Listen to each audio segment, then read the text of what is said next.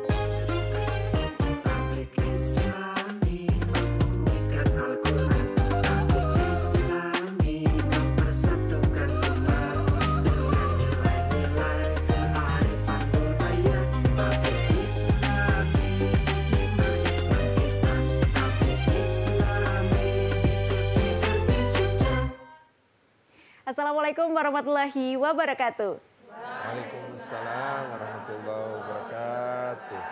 Pemirsa TVRI Jogja dimanapun Anda berada, semoga kabar Anda sehat dan juga bahagia hari ini. Karena saya pun juga berbahagia bisa menyapa Anda di acara Tablik Islami, membumikan Al-Quran, mempersatukan umat. Tentunya Tablik Islami selalu hadir memperluas wawasan kita tentang Islam dan hal-hal keindahan di dalamnya. Dan nampaknya ini di studio ramai sekali karena saya tidak sendiri, ada ibu-ibu yang cerah sekali ini menggunakan suasana yang cerah, warna kuning identik dengan cerah, ceria, yang hadir juga di studio untuk bersama di Tablik Islami. Kita sapa dulu pemirsa di sebelah kiri saya, dari mana ini? Assalamualaikum Ibu. Waalaikumsalam warahmatullahi wabarakatuh. Majelis Taklim Miftahul Huda, rajin menghafal ilmu. Majelis Taklim Miftahul Huda, beramal dengan iman. Majelis Taklim Miftahul Huda, istiqomah dalam takwa. Allahu Akbar. Masya Allah, boleh tepuk tangan. Masya Allah, istiqomah ya Bu ya dalam tolabul ilmi, dan ini menyempatkan sekali untuk tolabul ilmi di menyimak Tablik Islami hari ini. Terima kasih banyak Ibu. Nah, terus sebelah sana itu ada juga sama nih, kuning-kuning. Saya kira sama pemirsa, ternyata beda ya. Assalamualaikum Ibu. Waalaikumsalam warahmatullahi wabarakatuh. Dari mana Ibu? Kami Majelis Taklim Istiqomah Lengkong Sari dan Negeri Sleman. Insya Allah mengedepankan istiqomah dalam berjamaah, istiqomah dalam bersolat, istiqomah dalam bersedekah. Allahu Akbar, Allahu Akbar, Allahu Akbar. Wassalamualaikum warahmatullahi wabarakatuh. Masya Allah, terima kasih banyak Ibu. Ini juga istiqomah semuanya nih, semangatnya luar biasa ya untuk hari ini. Tapi sehat semua ya Bu ya? Alhamdulillah. Sudah siap tolabul ilmi hari ini?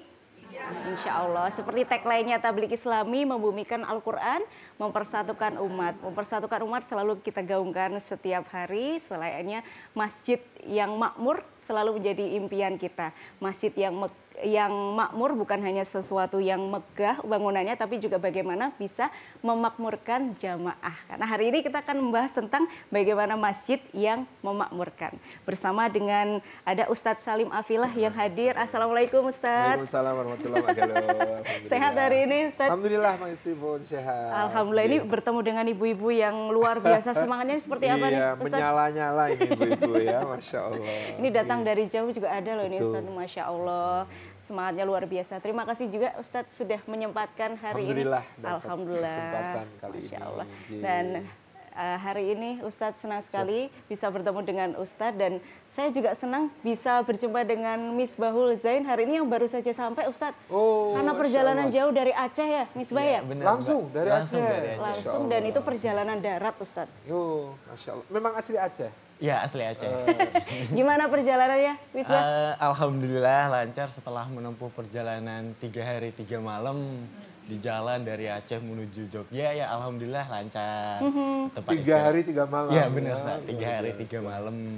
Jadi kalau misalnya kita dan keluarga beristirahat itu kadang di rest area doang, cuma Iya. kadang di pom bensin juga. Nah, tapi kalau misalnya kita mau sholat itu kadang di masjid. Ya benar-benar yang ada beberapa masjid yang tidak dibuka untuk umum, Ustaz. Oh. Nah, jadi cuman untuk warga lokal doang. Dan hanya waktu sholat mungkin Nah, ya, di luar sholat. waktu sholat dikunci ya. Iya benar, di luar waktu sholat itu dikunci gitu. Nah, ini pengalaman langsung yang dirasakan Misbah, tapi alhamdulillah Iya. sampai Jogja bisa ketemu Alhamdulillah. keluarga ya. Iya. Misbah ya luar biasa sekali, dan ini hal yang menarik untuk diangkat Ustadz, Betul. bahwa kadang nih kalau misalkan seperti Misbah atau ibu-ibu atau semuanya pemirsa yang pernah mengalami perjalanan jauh musafir, kadang masjid di jam-jam yang bukan jam sholat itu ditutup. Padahal kadang kita tuh sebagai muslim kan tumpuan harapan kita di masjid ya. Iya. Mau berbagai keperluan ya, dari ke toilet sampai Betul. kemudian mampir sholat, mungkin istirahat sejenak, kadang perlu ngecas HP Iya. gitu ya. Itu kan kadang-kadang harapannya, wah Iya. ada masjid nih gitu Iya, kan. betul, Ustaz. Dikunci. Kadang-kala juga ada rasa lelah pengen tiduran, tapi Betul. di situ ada tulisannya dilarang tidur di masjid. Nah ini Iya, yang iya, iya. mungkin kita nanti akan Baik. membahas bersama dengan Ustadz Insya Allah, bagaimana insya kita masjid yang memakmurkan. Tapi sebelum lebih jauh ke situ, Ustadz Ya. mohon izin untuk kita menyamakan persepsi dulu bahwa masjid yang makmur itu sebetulnya seperti apa sih Ustadz? Baik, kita bisa mendapatkan contoh dari masa Rasulullah SAW bagaimana fungsi masjid berjalan di zaman beliau. Ya. Yang pertama jelas masjid itu adalah tempat ibadah. Tempat ibadah. Oleh karena itu masjid ini betul-betul menjadi tempat yang paling nyaman untuk sholat, menjadi tempat yang nyaman untuk berzikir, menjadi tempat yang nyaman untuk iktikaf, menjadi tempat yang nyaman untuk kemudian membaca Al-Quran dan sholat-sholat sunnah. Ini fungsi asasi dari masjid. Yang kedua fungsi pendidikan. Di masa Rasulullah SAW ada kaum ahlu sufah di kalangan sahabat yang mereka bahkan tinggalnya di masjid karena mereka tidak punya rumah. Jadi homeless itu dirawat oleh masjid, mendapatkan tempat khusus di masjid yang disebut sebagai sufah, Masjid Nabawi, dan mereka nantinya akan menjadi para pembesar umat dalam ilmu. Karena mereka tinggal di masjid, tiap hari melihat gerak-gerik Rasulullah, mengikuti beliau, mereka yang meriwayatkan hadis paling banyak. Contohnya Abu Hurairah radhiyallahu anhu. Kemudian yang ketiga, fungsi masjid di zaman Rasulullah itu ada fungsi jaminan sosial, Mbak Galuh. Ya. Jadi kalau dulu tiang-tiang Masjid Nabawi ini kan terbuat dari batang kurma. Itu ada pasak-pasaknya. Dan di pasak-pasak itu dulu para sahabat Nabi yang punya kelebihan bahan makanan di rumah seperti tepung gandum atau bahkan daging kering atau kurma itu dibawa ke masjid, dicentelkan di situ.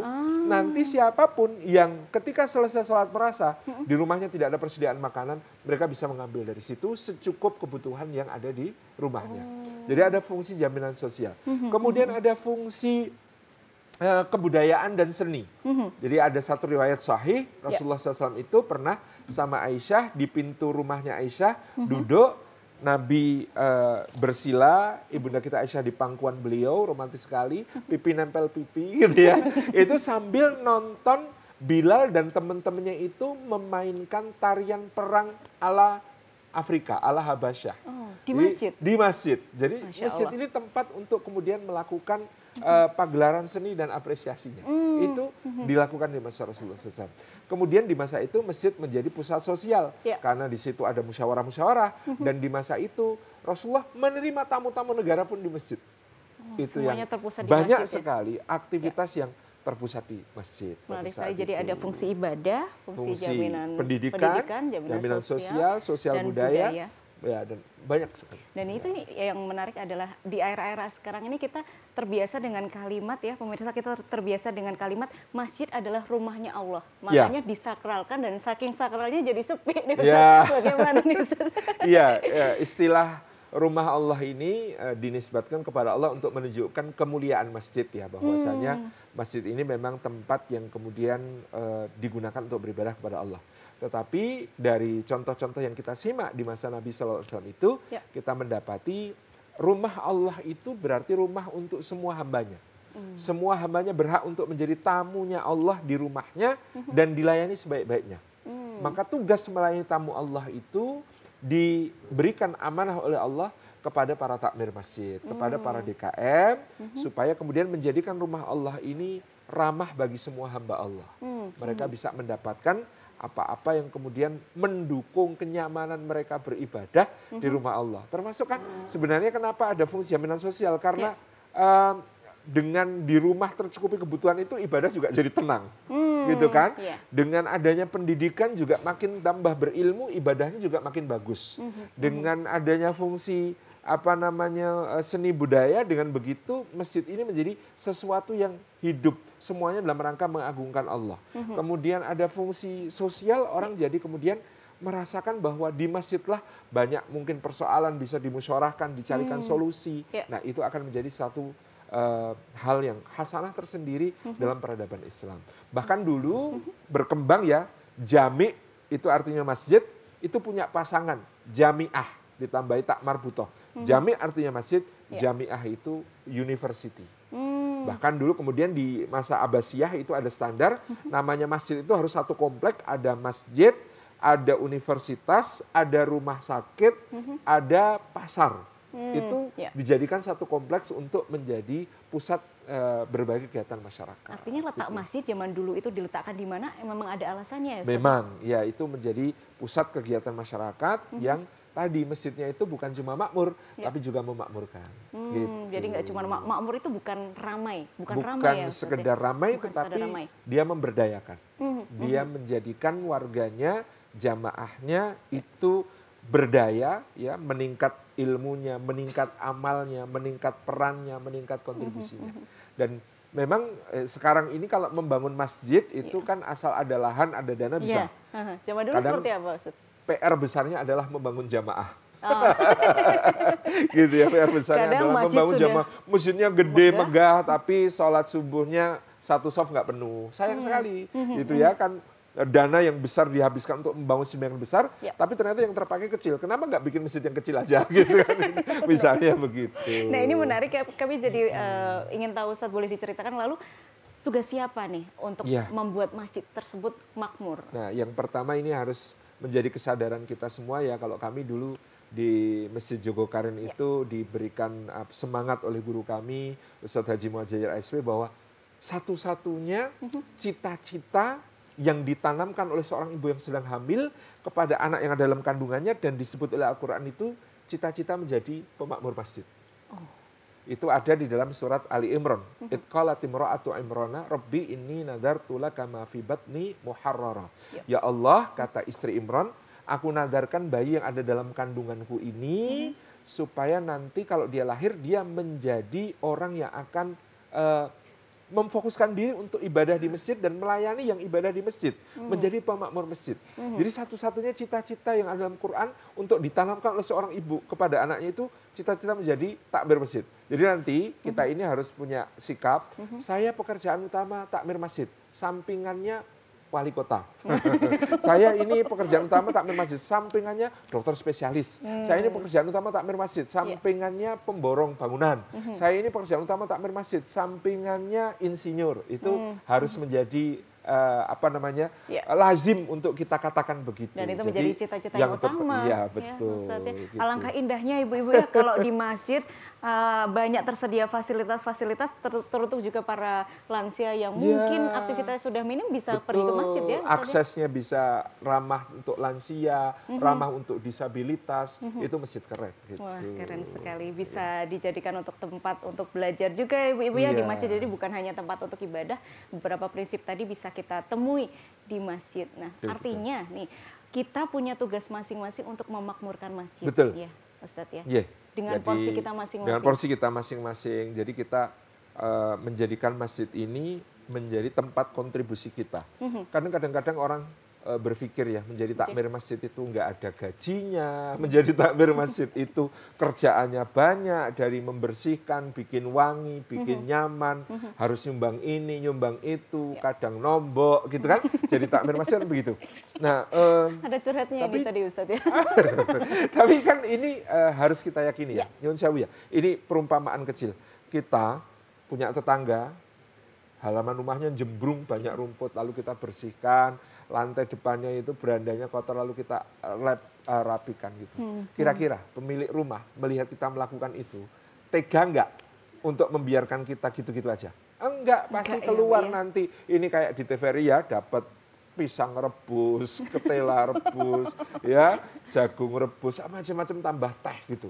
Nah, maksud kami adalah ini rumah Allah. Kalau kita membantu merawat rumah Allah, membersihkan rumah Allah, ngurusin rumah Allah, kira-kira pemilik rumah tega nggak membiarkan kita bertangan hampa? Nggak mungkin. Nggak mungkin. Makanya dalam Al-Quran cerita tadi, di surat Ali Imran tadi bersambung cerita tentang Maryam. Jadi bayi itu lahir sebagai Maryam. Maryam lalu punya mihrab ibadah di Masjidil Aqsa dan berkhidmah sebagai takmir Masjidil Aqsa. Apa yang terjadi ibu-ibu? Kullama dakhala 'alaiha Zakaria al-mihraba wajada indaha rizqa. Setiap kali Nabi Zakaria masuk menemui Maryam di mihrabnya, itu di sisi Maryam ada rizki berlimpah. Masya Qala Allah. anna laki hadza, kamu dapat ini dari mana? Qalat huwa min indillah. Kata Maryam, ya saya dapat rezeki ini dari Allah. Ternyata ngurusi masjid itu ngurusi rumah Allah.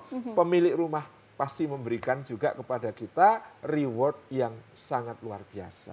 Maka pemakmur masjid itu bukan cuma di akhirat dimuliakan oleh Allah sebagai keluarganya, tapi di dunia pun pasti akan diberikan jaminan rezeki oleh Allah Subhanahu wa Nah, taala. ini yang perlu kita yakini ya Ibu Iya. ya, bahwa kita harus punya tugas nih. Ternyata kita di masyarakat masjid itu kita juga bertugas dalam Kita punya memakmurkannya tugas. ya Nggih. Ustadz ya. Nah, ini tadi juga Ustadz menyinggung tentang bagaimana takmir masjid itu punya tugas-tugas. Nah, apakah tugas itu termasuk juga pembuatan program? Apakah masjid itu perlu ada Betul. program? Nanti setelah ini kita bahas ya Oke, Ustadz. oke. Jadi jangan kemana-mana, tetap di Tabligh Islami, membumikan Membumikan Al-Quran, Al-Quran, mempersatukan mempersatukan umat.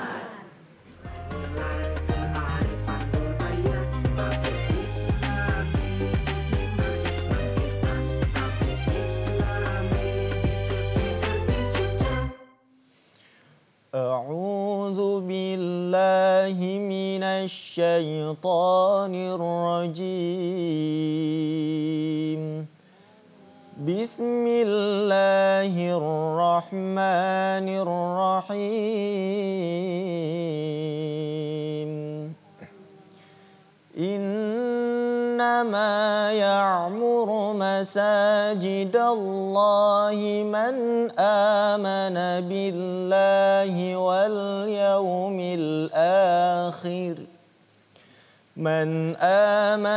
بالله واليوم الآخر وأقام الصلاة وآتى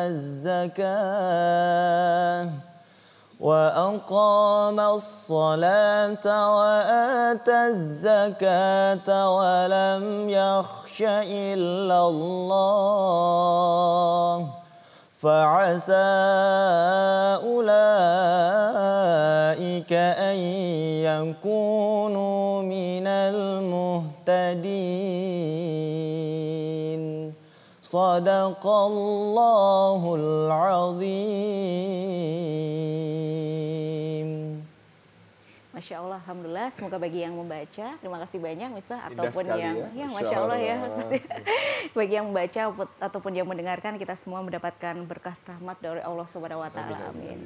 Terima kasih banyak Misbah ya. Tadi surat yang dibaca, Quran surat Surat At-Taubah At-Taubah. ayat 18, dan tadi juga sedikit disinggung oleh Ustaz juga. Nah, pesan pokok dari ayat ini seperti apa Ustaz? Ayat ini memberikan satu gambaran kepada kita tentang orang-orang yang layak memakmurkan masjid Allah. Jadi orang-orang yang memakmurkan masjid Allah ini disebutkan oleh ayat ini, mereka itu orang yang beriman kepada Allah dan hari akhir, mereka menegakkan salat, mereka membayar zakat, dan mereka ini yang orang-orang yang punya nyali hebat. Tidak ada yang dia takuti kecuali Allah.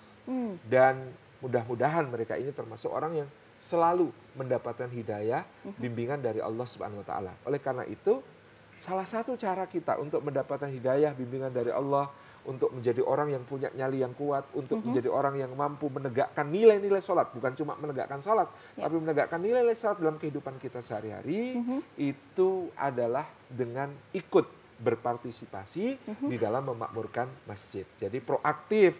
Wah, saya belum diangkat jadi takmir. Nggak apa-apa, gabung aja. Asal rajin ke masjid kan, insya Allah apa yang bisa kita bantu di masjid. Apa yang bisa kita lakukan di masjid. Wong namanya memakmurkan masjid itu dari sekedar nyapu, ngelapi jendela, sampai ikut nyuguh kalau ada yang lagi pengajian, sampai kemudian mungkin Menyumbang teh bisa ya, Iya, Ustaz, kita tahu ada bola lampu yang mati, terus kita inisiatif membelikan ganti, itu sudah termasuk memakmurkan.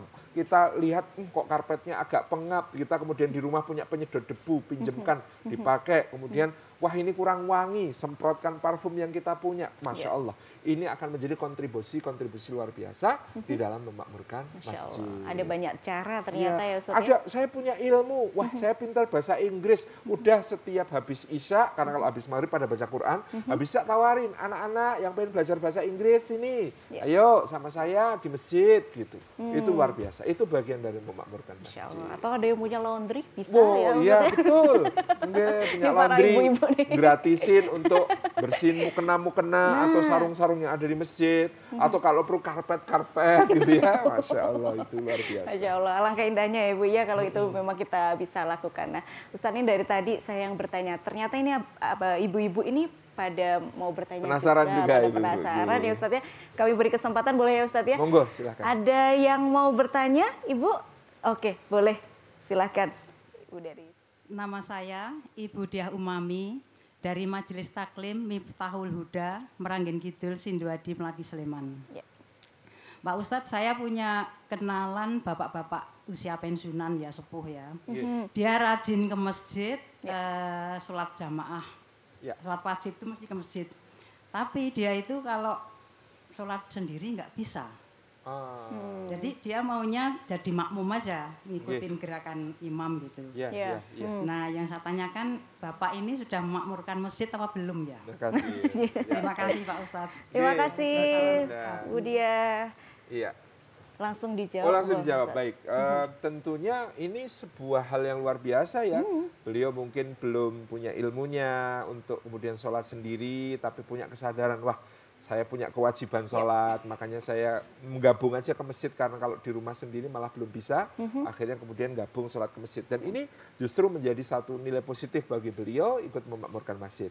Tentu nanti diimbangi dengan pelan-pelan belajar gitu ya.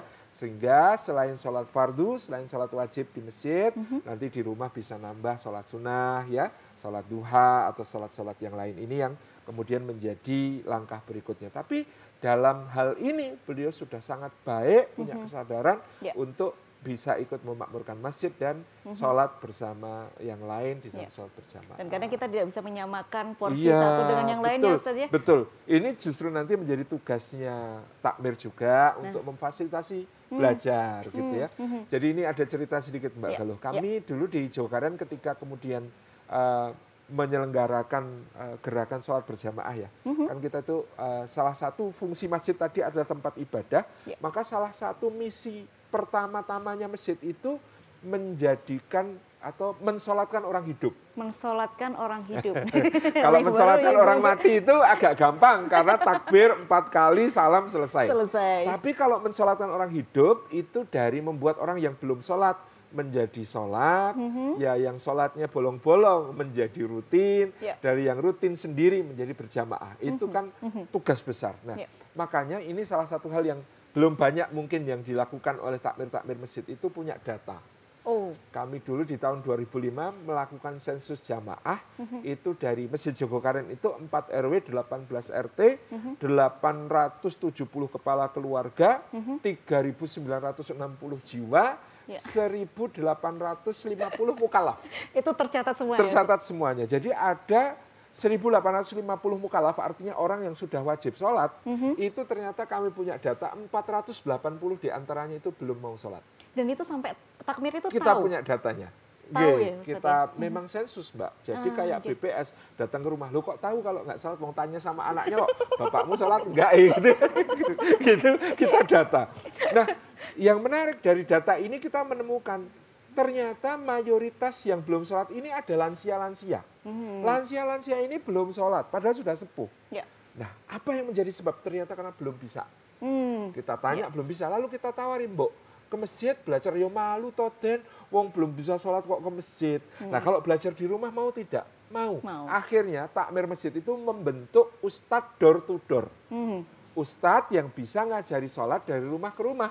Kita tawarkan kepada donatur siapa yang nanggung transport ustadznya. Banyak donatur yang mau, ustadznya ngajarin sholat ke rumah-rumah sampai bisa.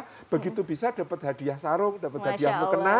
Ternyata begitu mereka bisa sholat, itu mereka paling rajin ke masjid. Jam 3:15 sudah berangkat subuhan itu. Lah kenapa kau di rumah ngelangut udah nggak bisa tidur? Itu gitu. seperti guru privat seperti itu ya? Betul, Ustadz ya? betul. Kita fasilitasi sampai mereka bisa sholat. Itu Masya salah Allah. satu contoh. Nah ini salah satu program juga yang Nggih, sudah dibentuk oleh betul. Masjid Jogokaryan. Ya. Mungkin belum semua masjid ini melakukannya ya Nggih, Ibu. nggih, Nah ini nggih. kita keep dulu ya. Soalnya kita betul. nanti akan tanya seperti apa program di Masjid Jogokaryan. Ini sepertinya dari ibu-ibu yang di sebelah sini ada juga yang mau bertanya. Ada Ibu? Oke, silakan. Salah satu dulu silakan. Jangan rebutan, Bu. Iya. Ibu siapa? Silakan. Nggih, Silakan, Bu Tari. Nggih. Assalamualaikum warahmatullahi wabarakatuh. Waalaikumsalam warahmatullahi wabarakatuh. Yang saya ingin tanyakan Ustadz, Nggih. memakmurkan masjid dengan membentuk generasi baru dari anak-anak ke remaja. Nggih, nggih. Yang saya tanyakan, Ya. waktu kita ibadah itu kan banyak anak-anak yang sering lari-lari gitu kan. Nggih, nggih, Terus nggih. kita menegur kan gitu. Kadang orang tua itu kadang nggak terima. Terus nggak kembali Iya, lagi bawa anak ke masjid. Nggih. Padahal niatnya kita itu agar anak itu bisa anteng dan kembali lagi tetap Baik. memampukan masjid. Terus yang kedua, bagaimana cara kita untuk merangkul generasi remaja masjid itu agar mau mencintai masjid. Ya. Karena sekarang kendala kita suami kan gitu kan, untuk merangkul remaja itu susah. Susah, Ustaz. Iya. betul. Dengan adanya handphone itu kan, Iya, jadi iya. susah kita untuk merangkul agar remaja itu cinta dengan masjid. Nggih. Mohon nggih. Ustaz. Baik, terima kasih banyak Bu Tari. Nah ini kaitannya dengan Assalamualaikum warahmatullahi wabarakatuh. Waalaikumsalam warahmatullahi wabarakatuh. Kaitannya dengan anak muda nih yang Betul. daya kreativitasnya juga luar biasa Nggih, ketika diberdayakan nggih, ya Ustaz. nggih, Monggo iya. silakan. Pertama tentang anak-anak, memang ini ada dua kepentingan sekaligus. Ya. Kepentingan pertama jamaah tetap khusyuk sholat, kepentingan kedua anak-anak juga bisa ke masjid supaya mereka generasi penerus ini juga cinta masjid kan begitu. Nah di Jogokaryan kami mensiasati dengan menyediakan serambi khusus untuk anak-anak.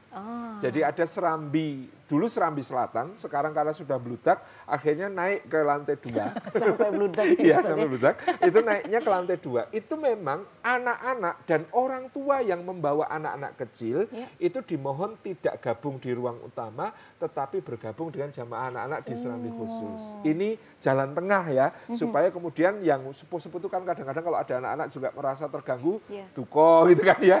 Nah ini kita sosialisasikan bahwa bapak-bapak yang membawa anak-anak, orang tua yang membawa anak-anak, silahkan sholatnya bergabung dengan soft khusus anak-anak yang kita sediakan serambi khusus tadi. Sehingga masing-masing nyaman, anak-anak juga senang ke masjid, tidak merasa dimarah-marahi terus, tidak merasa ditakut-takuti terus. Ini yang pertama tentang jamaah anak-anak tadi.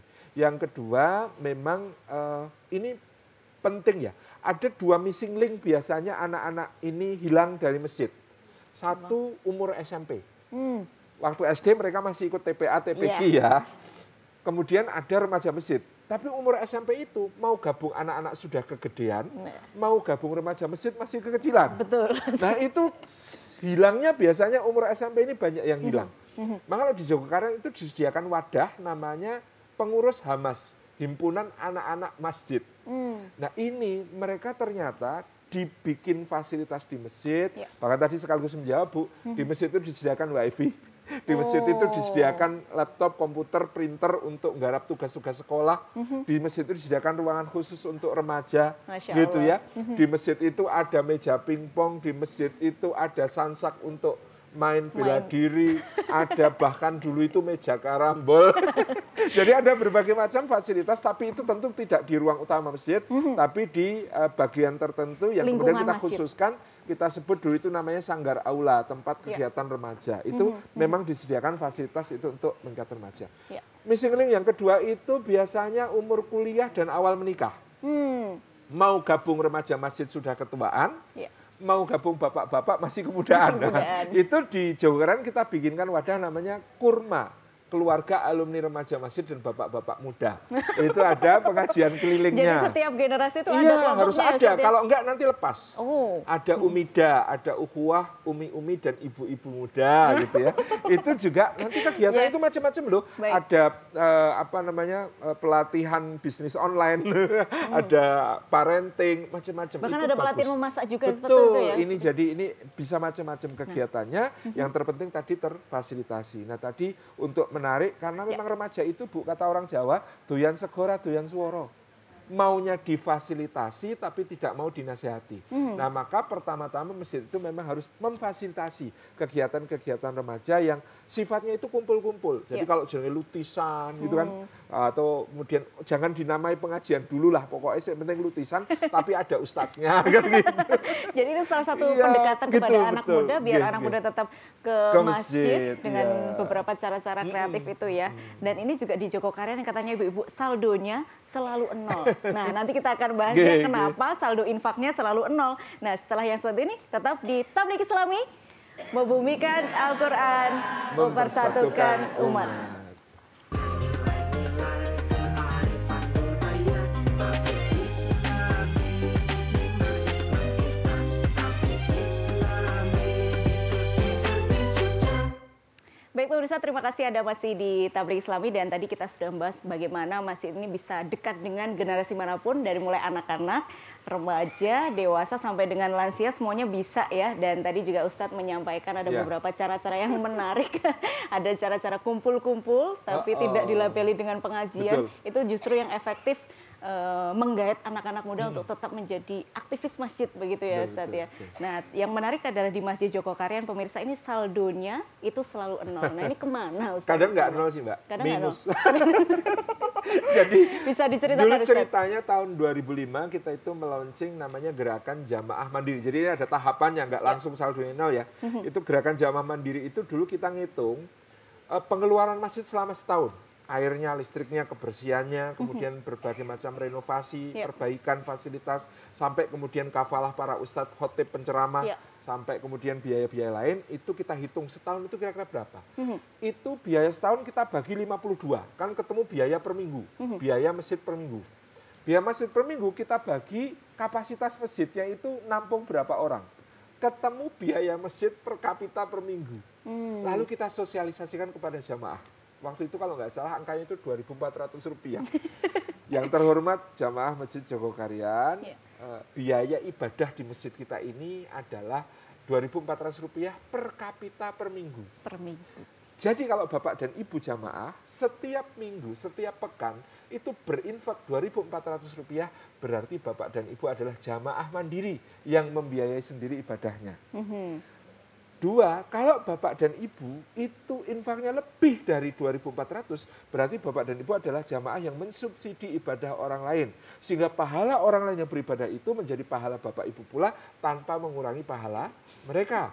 Yang ketiga, kalau Bapak dan Ibu infaknya setiap minggu kurang dari Rp2.400, berarti Bapak dan Ibu adalah jamaah yang ibadahnya masih disubsidi orang lain.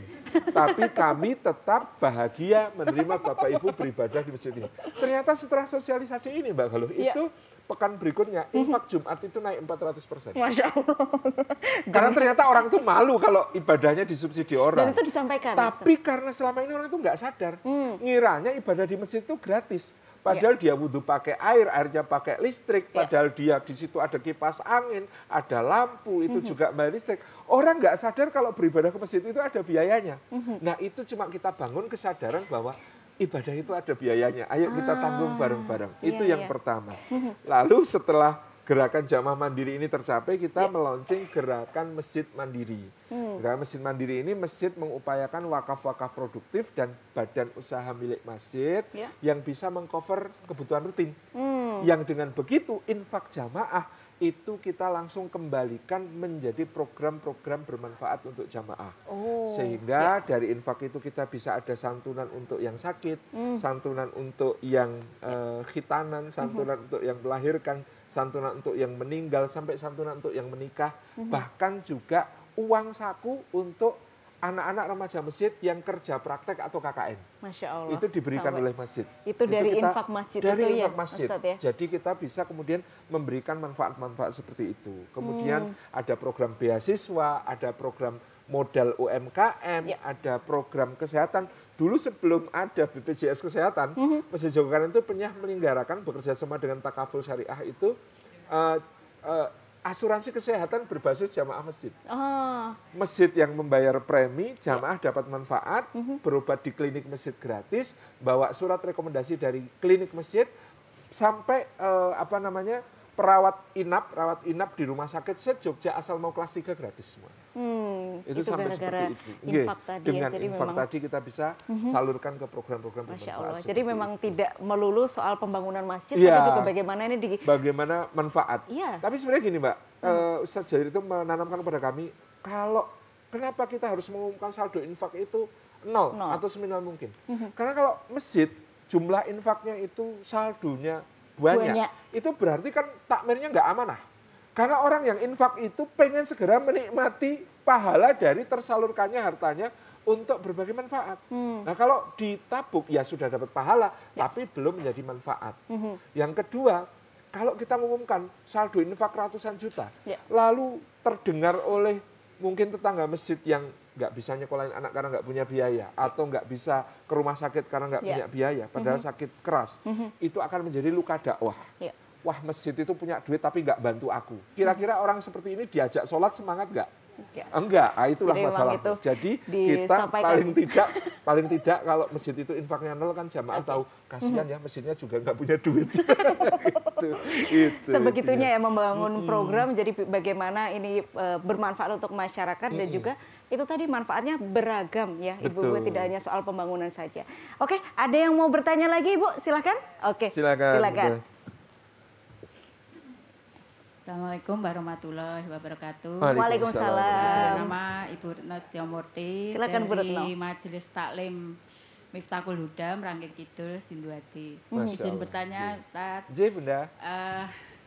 Sebagai muslimah itu kontribusi baik yang besar maupun kecil untuk upayakan untuk memakmurkan masjid, apa yang kita upayakan untuk memakmurkan masjid itu bagaimana Ustadz? Itu saja mungkin Ustadz. Terima kasih. Assalamualaikum warahmatullahi wabarakatuh. Waalaikumsalam. Terima kasih Bu Retno. Satu lagi boleh ya Ustadz ya? Ya silakan. Dari yang nanti kita gabung.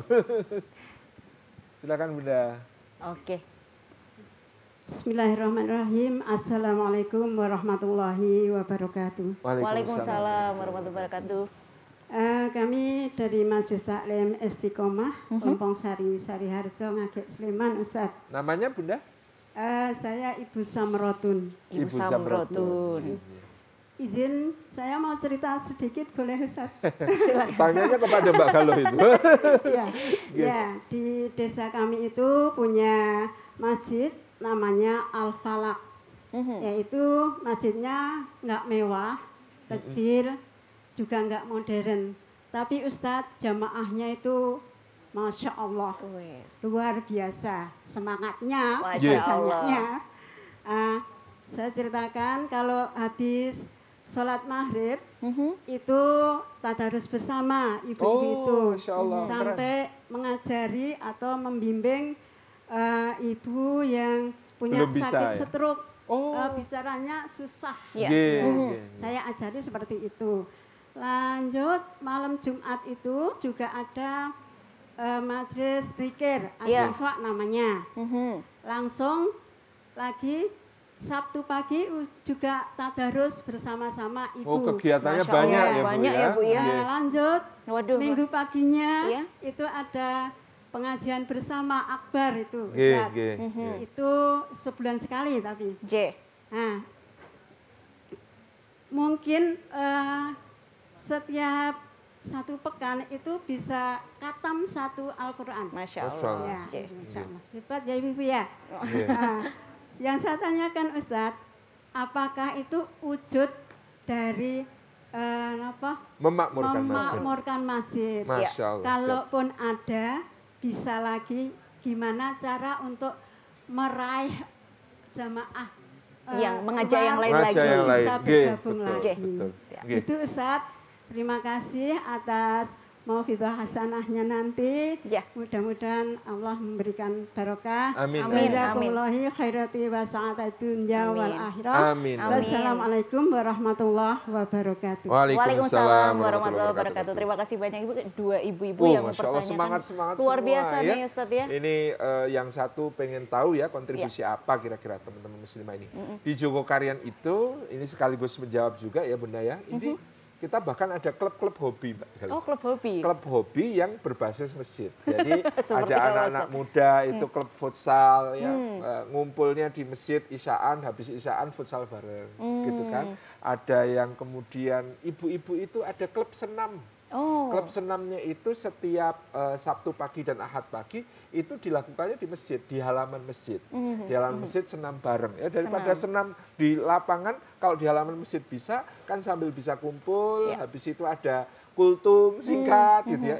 Itu intinya kita bisa melaksanakan berbagai macam kegiatan itu di masjid. Dan itu ada sisipan-sisipannya, iya, ada apalagi, kultumnya tadi ya Ustaz ya. betul, ibu-ibu bisa juga kemudian menjadikan kegiatan masjid ini untuk guyup-guyup tadi bisa mungkin gantian, ada lucky pot gitu ya, tuker-tukeran bawa hidangan apa untuk kegiatan pengajian dan lain sebagainya. Itu bisa diorganize oleh ibu-ibu gitu ya, menyediakan konsumsi untuk yang tadi tadarusan dan lain sebagainya. Itu insya Allah akan sangat luar biasa menjadi kontribusi bagi masjid. Dulu Rasulullah itu sangat sering, misalnya beliau sedang menerima tamu, kemudian ada sahabat yang bawa gitu ya, kambing panggang itu ya, ditaruh. Ya Rasulullah, ini dari kami untuk menjamu tamu-tamu engkau yang diterima di masjid. Jadi itu inisiatif, itu enggak perlu mungkin dimasukkan ke dalam rencana anggaran masjid, itu enggak. Tapi itu bisa kita lakukan misalnya dengan inisiatif-inisiatif seperti itu. Dan ini tadi melanjutkan sedikit ya tentang cerita mensolatkan orang hidup tadi itu. Dari data itu kita tahu ada banyak jamaah kita yang belum sholat itu hobinya sama Mbak, sepedaan, suka ngontel. Makanya kemudian ini kita menugaskan 2 orang takmir yang juga suka ngontel untuk membersamai mereka. Pendekatannya lewat itu, lewat hobi ya bahkan ikut Ustaz. bareng-bareng sepedaan dan 2 orang ini dapat anggaran dari takmir untuk apa? Untuk traktir. Masya Allah. Jadi infak itu untuk traktir Ustaz? Selain traktir, kenapa tidak? Kan kita ada peruntukan untuk dakwah umum. Dakwah itu kalau kita periksa kamus, salah satu makna dakwah itu ajakan makan-makan. Oh, jadi boleh. Jadi dakwah itu ajakan makan-makan di kamus Al-Mukhid, di kamus apa namanya Al-Maluf dan lain sebagainya, itu artinya itu ajakan makan-makan. Makanya kemudian ini traktir. Jadi yang takmir ini dapat budget, maka yuk kita sepedaan ke Kopi Klothok, yuk kita sepedaan ke Pecel Imogiri, yuk kita sepedaan ke Mangut mana itu Jetis, yuk kita sepedaan ke Kebun Teh Nglinggo. Tapi nanti yang traktir yang takmir ini.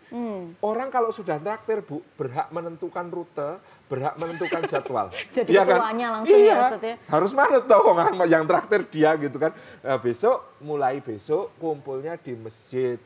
Bukan habis subuh tapi sebelum subuh. Otomatis kita sholat subuhnya dulu gitu kan. Kita sholat dulu, nanti terus sepedaan sarapannya di Kopi Klothok misalnya gitu kan. Jadi ngumpulnya di masjid, mulai kemudian nyaman, bisa ikut sholat. Nanti di perjalanan mampir sholat duha, kadang-kadang sudah pada yang ini sholat, yang lain kan belum, pada duduk-duduk di luar, diajak sholat. Alasannya ada kan, ayo sholat daripada cuma duduk, celana pendek, ternyata sudah disiapkan hadiah sarung gitu kan.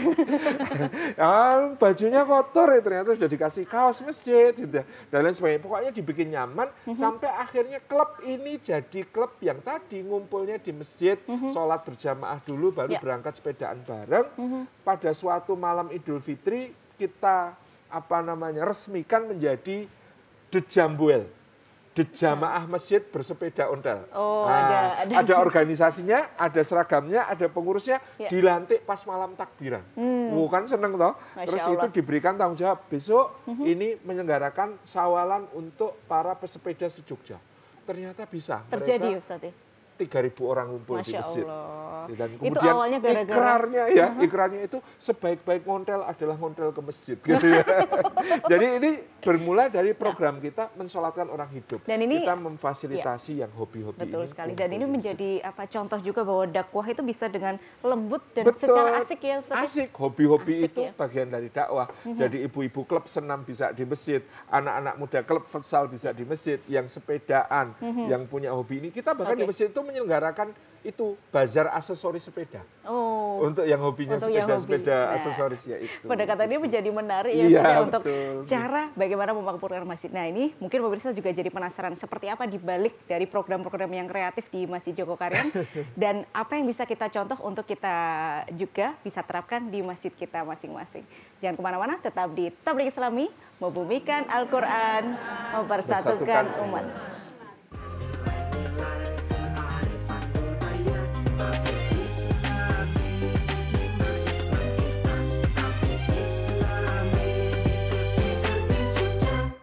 Baik pemirsa, setiap dari kita punya porsi masing-masing untuk memakmurkan masjid kita. Dan memakmurkan masjid tidak hanya meramaikannya, tapi juga perlu program-program khusus agar masjid tersebut juga bermanfaat, tentunya juga bisa mengakrabi generasi manapun. Ya. Nah, tadi Ustadz banyak bercerita. Menarik ya Bu ya ceritanya, kalau kita berada di masjid seperti itu, seneng nggak Bu?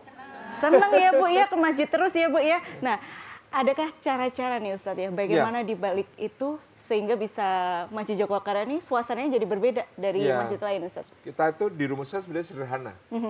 Manajemen masjid itu langkahnya 3. 1 pemetaan, yang kedua pelayanan, yang ketiga pemberdayaan.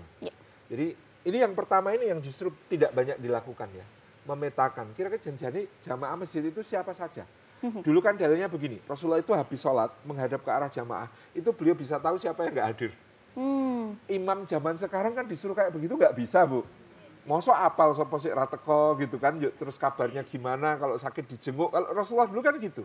Nah itu kita siasati dengan tadi, masjid itu punya database siapa saja jamaahnya dan seperti apa kondisi sosial ekonominya, seperti apa kedekatannya dengan masjid dan lain sebagainya. Itu ada datanya. Dengan data itu kita bisa nyusun banyak program. Sampai data kita itu jadi andal. Misalnya kita punya data golongan darah. Itu sudah dibentuk grup WhatsApp sesuai golongan darah. Iya kan? Grup WhatsApp sesuai golongan darah ini langsung dikontak oleh PMI ataupun rumah sakit setiap kali ada kebutuhan donor darah. Jadi data ini bermanfaat sekali.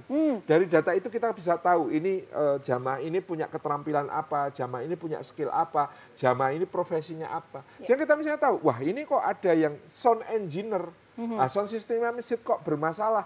Ayo kita pasrahkan kepada beliau supaya sound masjidnya beres, kan itu. Oh di dalam data pekerjaan ada yang ternyata ahli dalam soal keamanan. Nah, kalau begitu kita minta untuk kemudian membuat sistem keamanan untuk masjid. Itu jadi bermanfaat sekali data itu. Nah ini yang kadang-kadang nyuwun sewu ya. Satu kampung ada 2 masjid, satu al-mutakin, satu al-mukhlisin. Yang sholat di al-mutakin hanya orang bertakwa, yang sholat di al-mukhlisin hanya orang ikhlas. Kalau soal muzaki, rebutan. Itu jamaahnya sini, zakatnya di sini. Tapi kalau soal mustahik, lempar-lemparan, itu jamaahmu dirawat sana gitu kan. Nah ini jangan sampai terjadi. Tapi ini definitif. Kamu tuh jamaahmu mana, tanggung jawabnya mana. Oh tadi. jadi memang harus ada data. Ada. Kalau bisa itu menjadi prioritas program takmir, itu bikin pendataan siapa jamaahnya. Ini akan sangat membantu untuk menyusun program-program berikutnya tadi. Masuk itu dulu saja tiba-tiba ngomong, ayo kita bantingan beli Grand Max.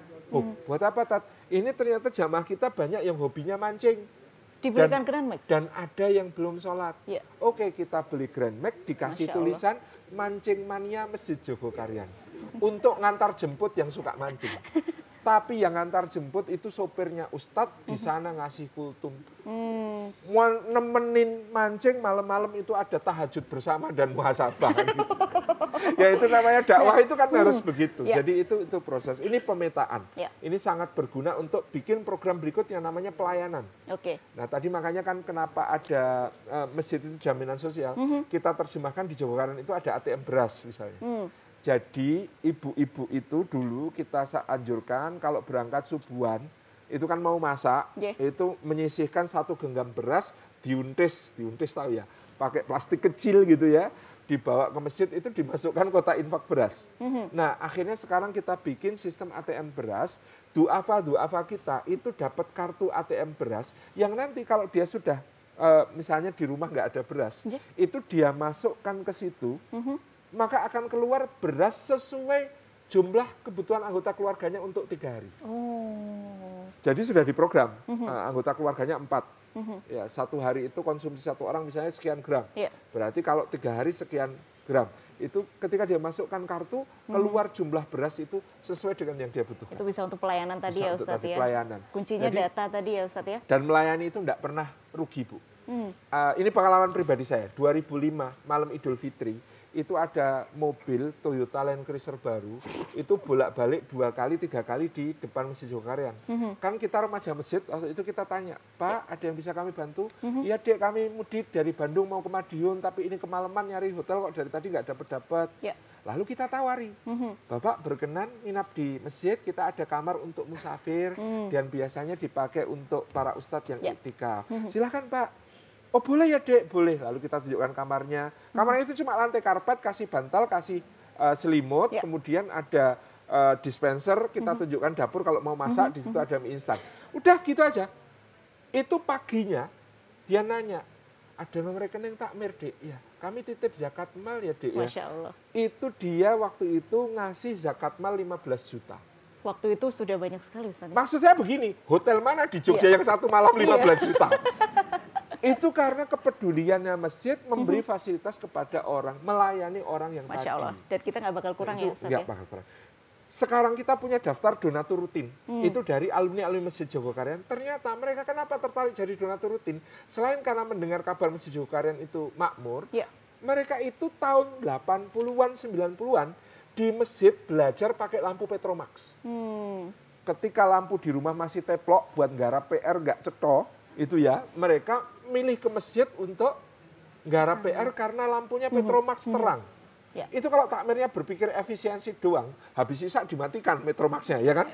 Tapi waktu itu ternyata boleh untuk belajar anak-anak. Nah, anak-anak itu sekarang sudah jadi manajer perusahaan di Jakarta, di Surabaya. Sekarang mereka jadi para donatur rutin. Jadi memang ini ya, masjid yang makmur, tapi juga masyarakatnya juga melayani dan makmur juga. Dan ini ada sekarang donatur rutin itu karena dulu bapaknya tukang becak, nggak sholat, tapi dibolehkan MCK mandi cuci kakus di masjid. Sekarang anaknya jadi orang soleh, ingat bapaknya dulu, bisa difasilitasi masjid, sekarang dia jadi donatur rutin. Seperti itu. Nah ini yang nonton mungkin ada beberapa pengurus masjid nih Ustaz ya. Mendengar kabar tadi jadi terinspirasi untuk memulai bagaimana cara memakmurkan. Mulai dari mana Ustaz para pengurus ini bisa? Tadi pemetaan ya. Pemetaan dulu. Kemudian punya mental pelayanan. Jadi takmir itu tugasnya melayani tamu-tamu Allah yang datang ke masjid. Semua yang datang ke masjid ini adalah tamunya Gusti Allah dan kita latihan menjadi pelayan tamunya Gusti Allah. Yang ketiga pemberdayaan, ini nanti mulai program-program yang kira-kira benar-benar bisa memberdayakan. Dulu ini contoh kecil sebagai penutup.